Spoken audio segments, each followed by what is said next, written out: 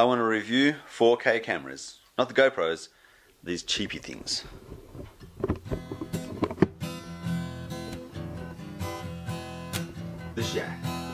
Well, obviously, time flies when you're having fun.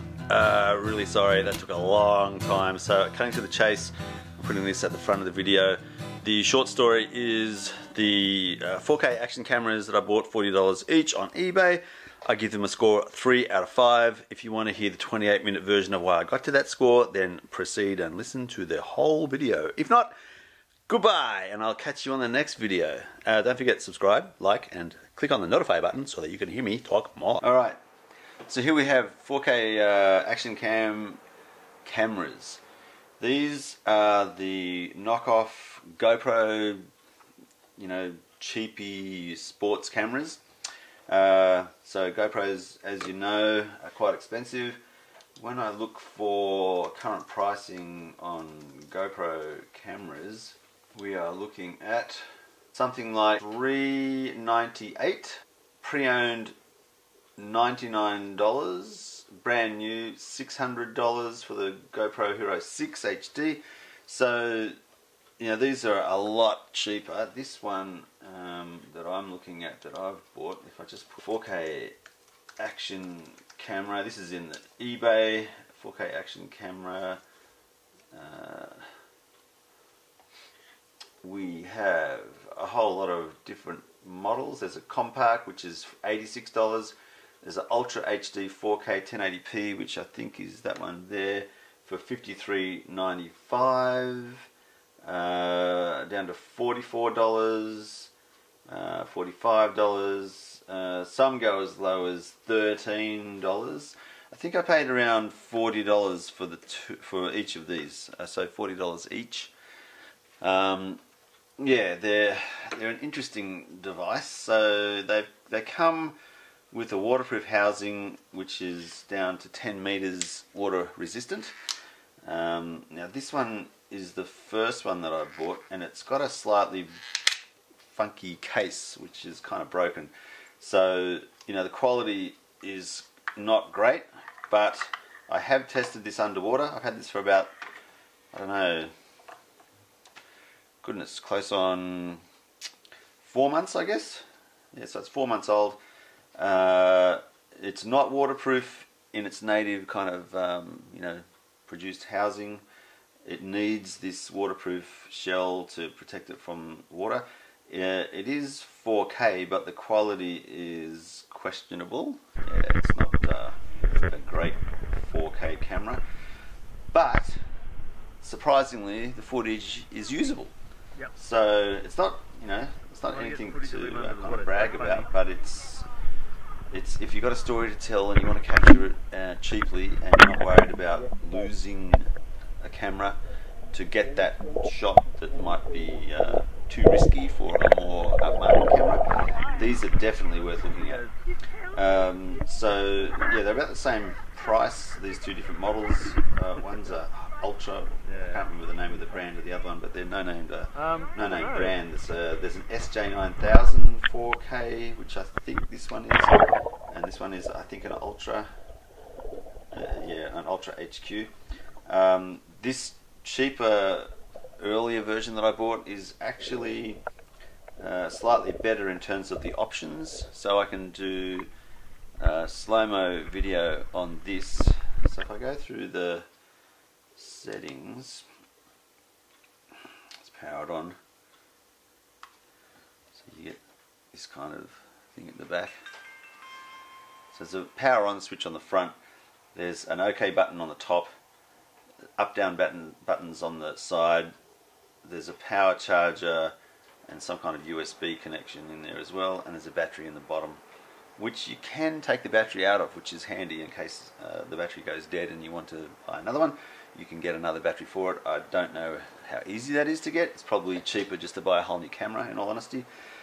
The battery life's good for about an hour, so that's not too bad. It takes a SD card. I've got a 32 gig SD card in there at the moment. It's the micro version. I'll show you that in a second.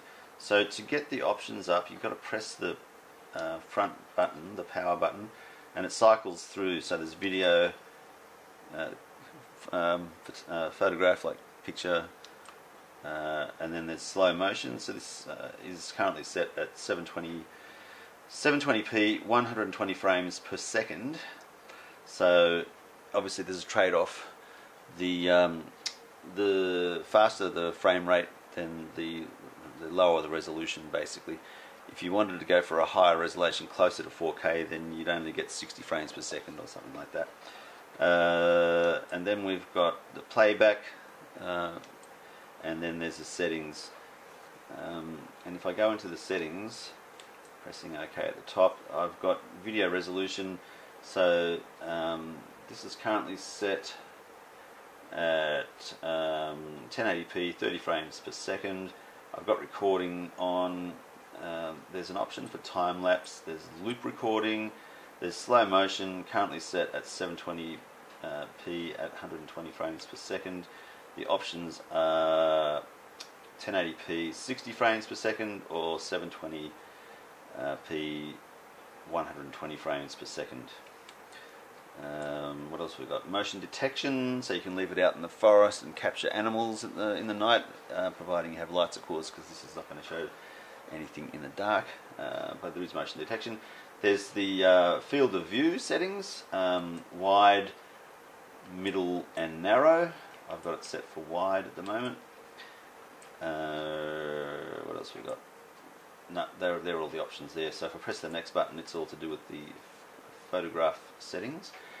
Photo resolution 16 meg maximum down to 12.852 meg, and then back up to 16 again. So I would like a high res as much as possible. There's timed photography, auto photography. The timed 3 seconds, 5 seconds, 10 seconds. So just to record on a regular basis. Auto, I don't know what that means exactly. I think that's a kind of automatically take photos every 3 seconds or so. Drama shot, so this is interesting. Drama shot is a 3 photos per second, 5 photos per second, or 10 photos per second setting. So you can have a couple of shots in sequence if you like. What else have we got over here? We've got exposure, correction, white balance. There's a Wi-Fi built in as well, so it's an access point, so you can take photos and video off the device wirelessly. There's image rotation to make it a landscape portrait. A driving mode, I'm not sure what that means, but I'm assuming that you put it on a dashboard or something and it'll turn itself on and off depending on motion detection, maybe. Light source frequency, so flicker of lights and so forth from these 50 Hz or 60 Hz power supply that's around in the world.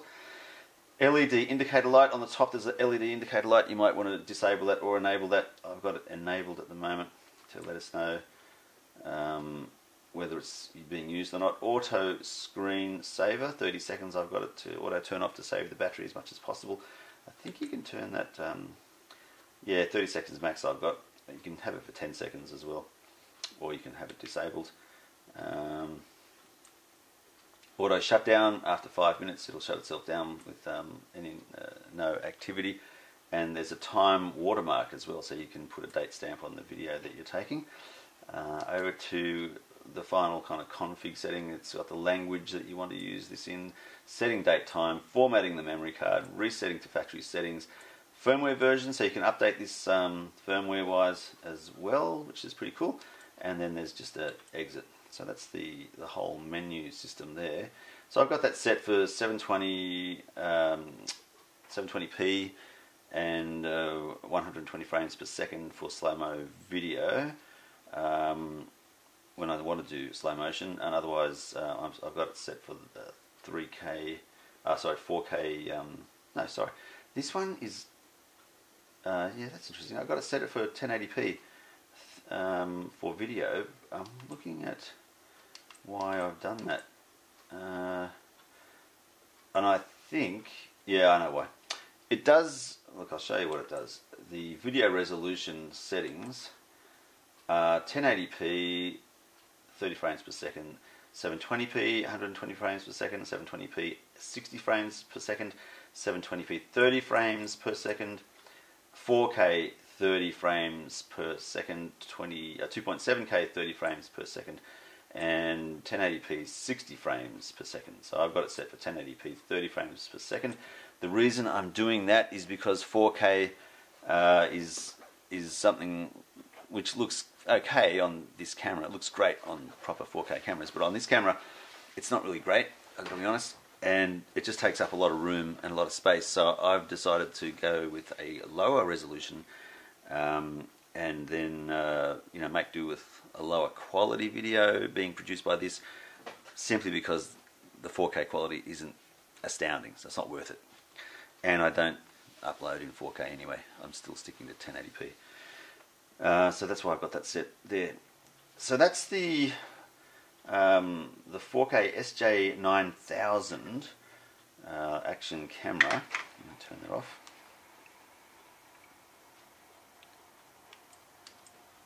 Oh, hang on, I've got to exit out here first.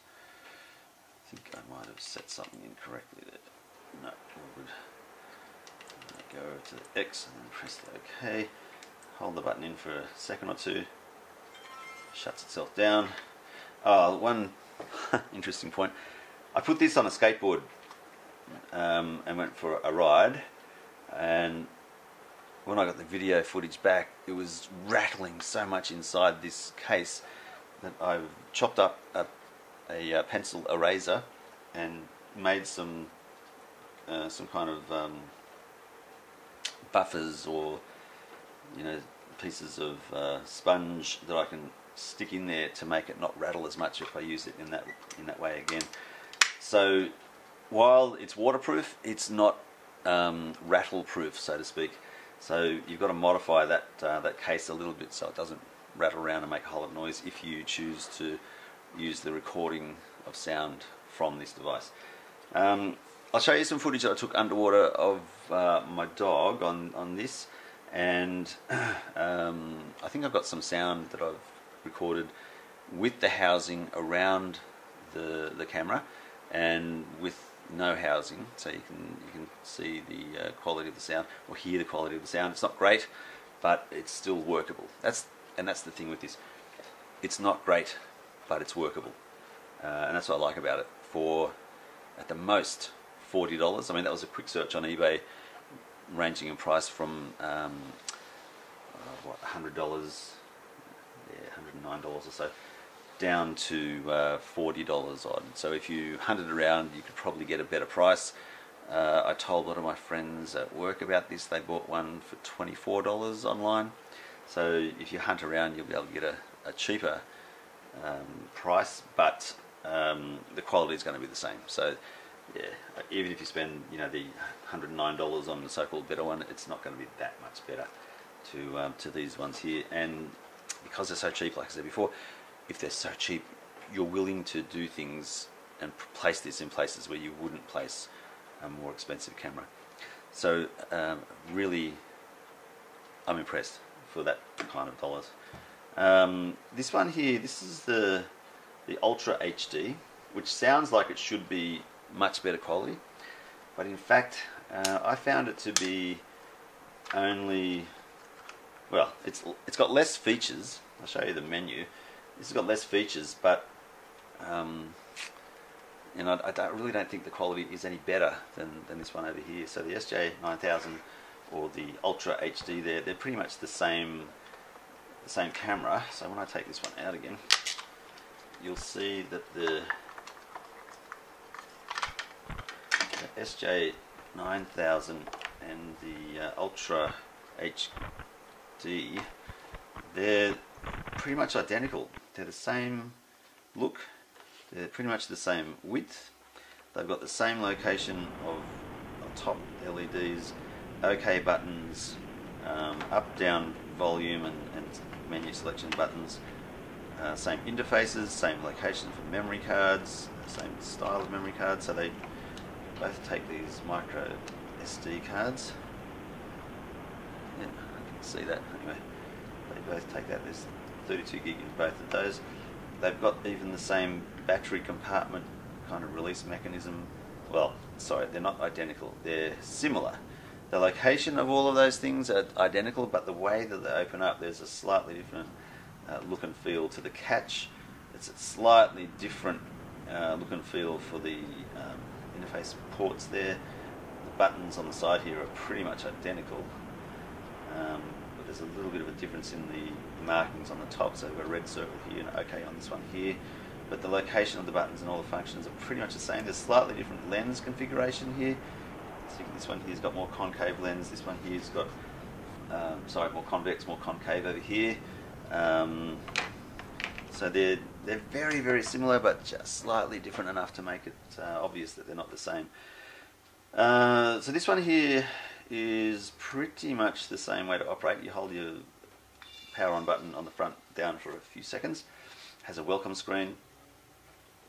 It's got the big 4K there. There's a nice battery indicator and everything like that. So if I press the front button, it'll cycle through the menu. So this is now the photograph camera mode.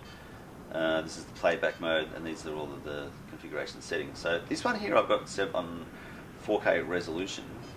I think because it probably portrayed or captured 4K in a slightly better format than the other, but it cycles through 1920 by 1080, 1080 by 720, 640 by 480, which is a really old format, and then back to it's actually 3840 by 2160.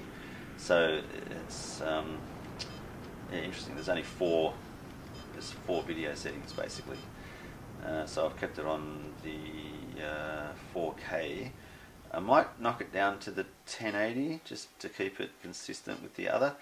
I can do cyclic recording, and I'd say that's more of a regular 1 minute video, 2 minute video, 3 minute video. It's off at the moment. I've got 18 megabytes for the quality. There's only two options. Oh no, there's not. There's 2 megabytes, 5, 8, 12, 16 and 18, so I'm going for the highest it can do. There's a self timer, obviously for taking self-portraits. Continuous shooting. There's recording on, motion detection, white balance, exposure settings, auto power off, beep sound, date stamp, date time, language, screen rotation, LCD brightness, delete the current file, delete all the files, lock one, unlock one, default settings, format, version, and app download. So there's an associated app with this. I tried to download the app and I couldn't get it to work, so I gave up pretty quickly on that. So they've got a lot of settings in, well actually there's only one kind of menu for all the settings. It's all dumped in the one location. The other one, this one here, has got the settings kind of broken up into categories. Everything is in this one setting area, which is good and bad. It's all in one spot. So we're going okay there. So to get out of that, you've got to press the button on the front. Already you can see the battery's gone down to half capacity now. It was full when we first started, so the battery on this doesn't last quite as long as the other one. It's about half an hour, I'd estimate. Yeah, so it's got the same kind of modes though. So there's video recording mode, there's a photographic mode, there's playback, there's the settings, and then we're back into the video mode. So it's very similar to the other, but not as good quality, comparable. And this one was slightly more expensive, believe it or not, as well. I didn't hunt around too much. I kind of wanted another one like that because I prefer using this one. The battery lasts longer. It seems to have more options. It seems the video quality is slightly better as well. This one here, yeah, it just doesn't seem to capture the video quite the same way. Yeah. So one funny thing I noticed too when I was using some of the video footage from these cameras, one of them, I can't remember which one of them had a bit of a glitch where I couldn't use the video basically. It played back okay on the device, played back okay separately on my Mac, but when I put it into my software to make a movie, to upload to YouTube, it just didn't play. I had to throw it away. It's happened once in I think the 4 months that I've had both of these, so it's not a big fail. in my books. I'll show you the bits and pieces that came with both.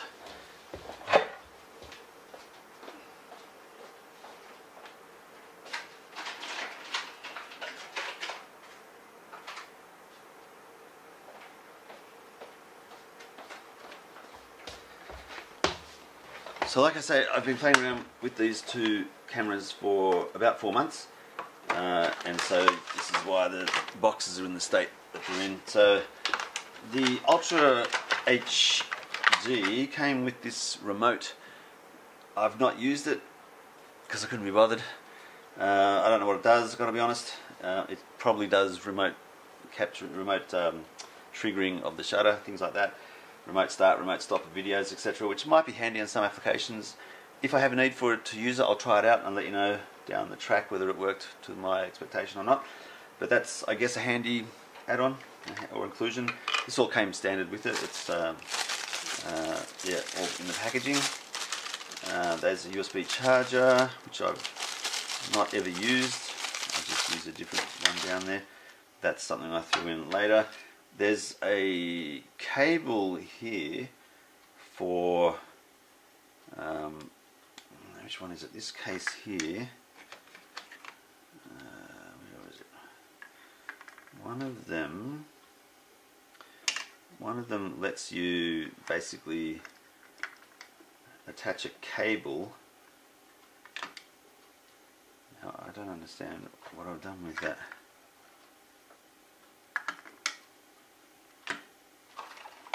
Oh, there it is. Okay, so the Ultra HD came with this other underwater housing where I can plug in this USB. It's not a proper, it's a micro USB cable.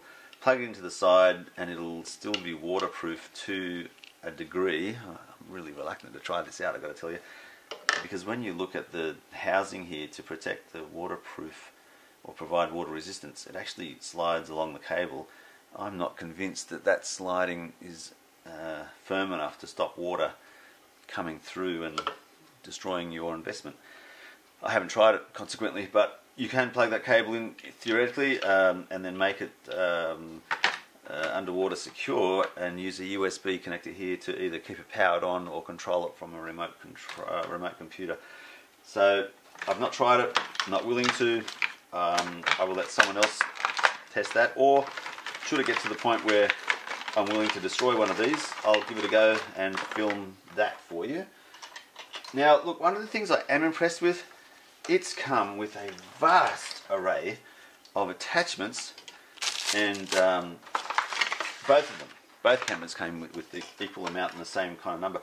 An assortment of different ways to mount the camera on all kinds of different adapters, from Velcro straps like this one here to adhesive mounts with camera mounts or screw mounts, the standard 1/4 inch size, that will let you basically mount the camera pretty much anywhere you can think of. It even came with a spare glass cover, the back cover, so that if it gets scratched too much that when you can't see the video, you can put a new cover on. There are spare connectors and spare screw-ons. There's little tiny adapters there to make things easier to position the camera in the position that you want it in. There's screw-on camera mount adapters to screw into these mounts as well. So you can make up pretty much anything that you want to attach the camera to. You can make it up. So they've got braided wire with loops on two ends, so that you can feed the loop in between another loop and attach it to somewhere else to then mount the camera on a tree branch or wherever you want to mount it. There's a lens cleaning cloth was thrown in as well.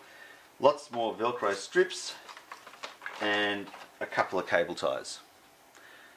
I was so impressed with that. I got to tell you, those little things really, you know, all included in the $40 I paid for each one. So for $80 I get two cameras and I get all these bits and pieces thrown in. I know that GoPro don't add in nearly as many adapters and screw-on bits like that. So, you know, where they'll charge you for all those bits, these guys have thrown it in free, which is, well, not free, but they've thrown all that stuff in the buy price. So I was really impressed with that. Alright, so the summary is this. Does it do what it was intended to do? And I would say, yeah, it does. So I'll give it a score of 1 there, +1 to do that.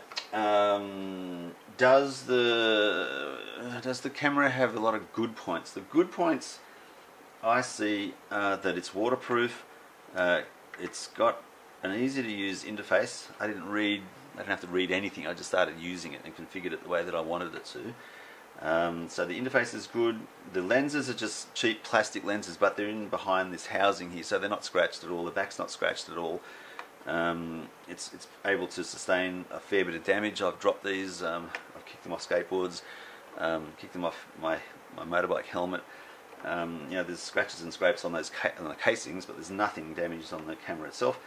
They take standard SD memory cards, so I'm happy with that as well. So with the positive score, I'd be probably looking at giving it a 3. Yep. The negatives, so because we've got a +1 and a 3, so that takes it to a 4 out of 5 score. The negatives, I would say, I guess it's around the quality. The video quality is not great. So I'll knock it down there at 1, and the sound quality again is not fantastic, but it's not so bad that you can't use it. So probably the negative side of things, I'll take a point off, yeah, for those kind of things. So that gives us a score of 3 out of 5, which in my books for the $40 investment is still pretty darn good. So 3 out of 5, $40. I would recommend these. Yeah, I would recommend them. And then if you find that they're not up to the standard that you want, then you could put money aside for a GoPro and spend the hundreds of dollars and get the real good quality that you're after. But overall, I'm very happy with these cameras. I'm going to buy more if I need to. Yeah, and if I see the need down the track for a GoPro, possibly save up. But right now, for me, at this point, I am not going to look at a GoPro at all. Yeah, for the footage that I've seen from GoPros and the footage that I see from these, there's a marked difference, don't get me wrong, but the difference in telling a story with these and telling a story with a GoPro, the story is going to be told regardless, and the quality of the video, in my opinion, it won't affect the story. There you go. Thanks for watching. I hope that was helpful. I'll talk to you later.